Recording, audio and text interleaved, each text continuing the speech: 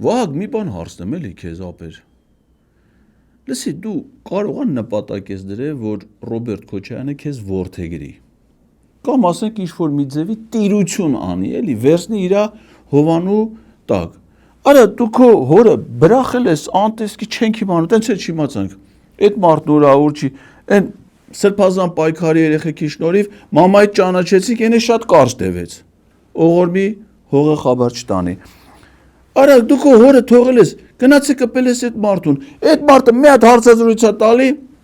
հարցազրույց կլինի, ասուլիս կլինի, չգիտեմ, պոդքասթ կլինի։ Հաջորդ օրը հելնում գալիս ես Պետրոսի մոտ։ Գալի դրա մասին խոսը։ Ինչ ես ուզում, այ մարդ, դու գնա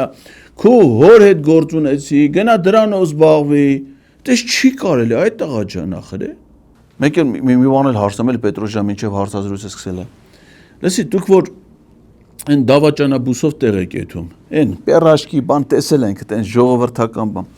Բլավ, ասենք հերո ճամփա եք եթում, այդ կուկուրուզը որ կերակ պերաշկին խմա, կարող է մի բաժակե ջուր խմե կամ առվից ջուր խմե։ Բայց հետո որ կարիքներ եք ունենում, այդ հարցը ոնց է լուծվում, Վահագ։ Գիտեք ինչ արեք։ Հենց ընդ է։ Մի ծառի տակ։ Տղա աղջիկ կապ չունի։ Ու անպայման նկարեք, նկարահանեք, գցեք ինտերնետ, որ ժողովուրդը տեսնի, թե դուք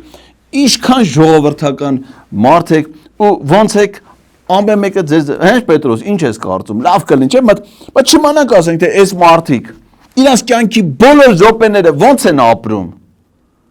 Էդ էլ շատ կարևոր է, այդ կարող է ձեր ռեյտինգը, ասենք, մի տոկոս բարձրացնի։ Հիմա ձեր համար 0.1% կարևոր է, չէ՞։ Էդի էլ բան կանես։ Փաշինյանին ասա, առաջինը դու հենց ինքը անի։